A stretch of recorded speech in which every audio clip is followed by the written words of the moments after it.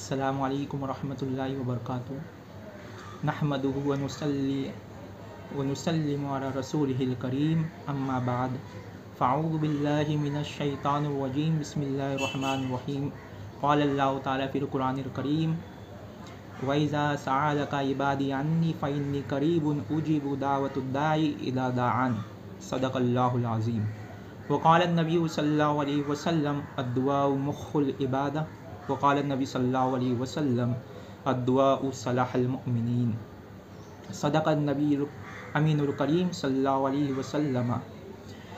मैंने जिस आयत करीमा की तिलावत का शर्फ हासिल किया उसका तर्जमा बताने से पहले उसके पेश मंज़र यानी शान नुज़ुल बताते अर्ज़ करता चलूँ।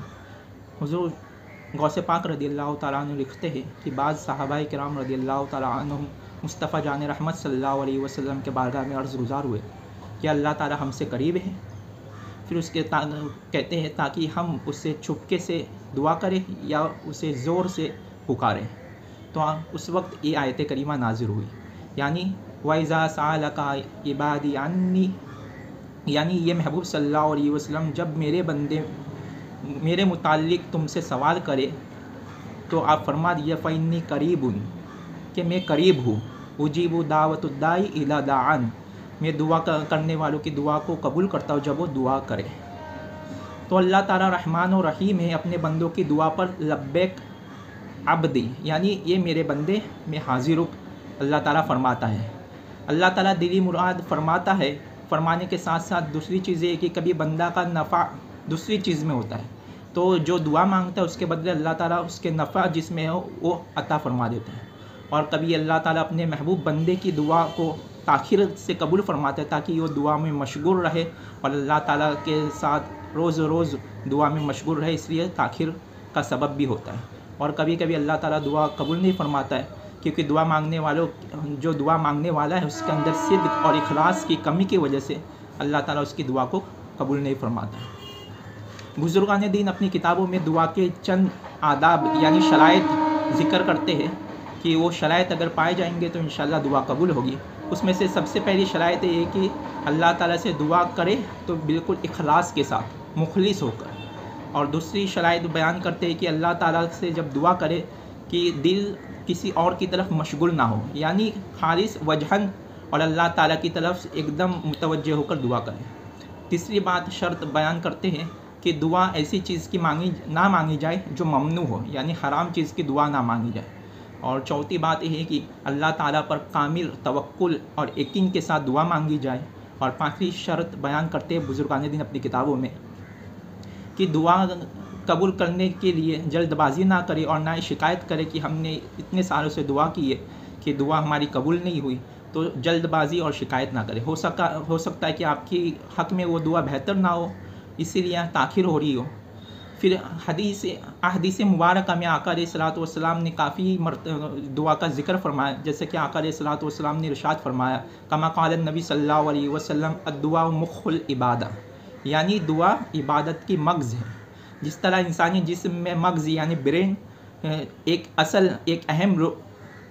अहम जुज़ है, इसी तरह इबादत में दुआ भी अहम जुज़ है। फिर दूसरी हदीस में कमा क़ाल नबी सल्लल्लाहु अलैहि वसल्लम अद्दुआउ सलाहुल मुमिनीन, यानी दुआ मोमिनीन की हथियार है। जिस तरह एक मुजाहिद एक फ़ौजी हथियारों के साथ अपनी दिफा करता है, इसी तरह दुआ भी एक मोमिन के लिए यानी हर मोमिन के लिए हथियार है। यानी दुआ आप करेंगे तो आपकी हिफाजत होगी, आप पर आने वाली मुसीबत टल जाएगी। इस तरह बहुत सारे फ़वाइद हैं। फिर हज़रत सलमान फ़ारसी से रिवायत है कि अन सलमान फ़ारसी रज़ियल्लाहु तआला अन्हु क़ाल नबी सल्लल्लाहु अलैहि वसल्लम ला यरद्दुल क़ज़ा इल्ला दुआ, यानी क़ज़ा नहीं बदलती सिवाय दुआ। क़ज़ा यानी तकदीर नहीं बदलती है सिवाय दुआ के।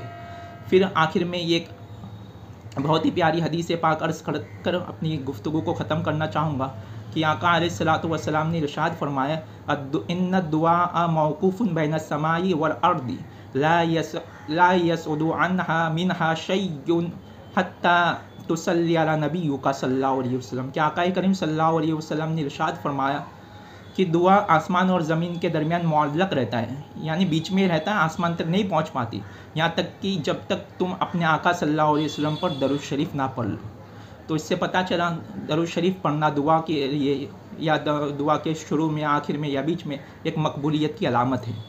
फिर आखिर में दुआ के चंद आदाब अर्ज़ करके अपनी बात को, गुफ्तगू को ख़त्म करना चाहूँगा कि नमाज को अच्छे औकात में मुकर्रर किया गया। जितने भी पाँचों वक्त की नमाज़ें अच्छे वक्तों पर मुकर्रर किया गया, तो इन नमाज़ों के बाद दुआ करनी चाहिए। फिर दूसरी अर्ज़ ये करना चाहूँगा कि दुआ को मखसूस औकात में, दुआ के ख़ास औकात होते हैं, जैसे कि यौम अरफा के दिन, ईदैन की रातें में, रमज़ान के महीनों में, इसी तरह शब जुम्मा और जुम्मा के दिन, और ख़ास तौर पर सहर के वक्त, हर दिन सहरी के वक्त यानी तहज्जुद के वक्त।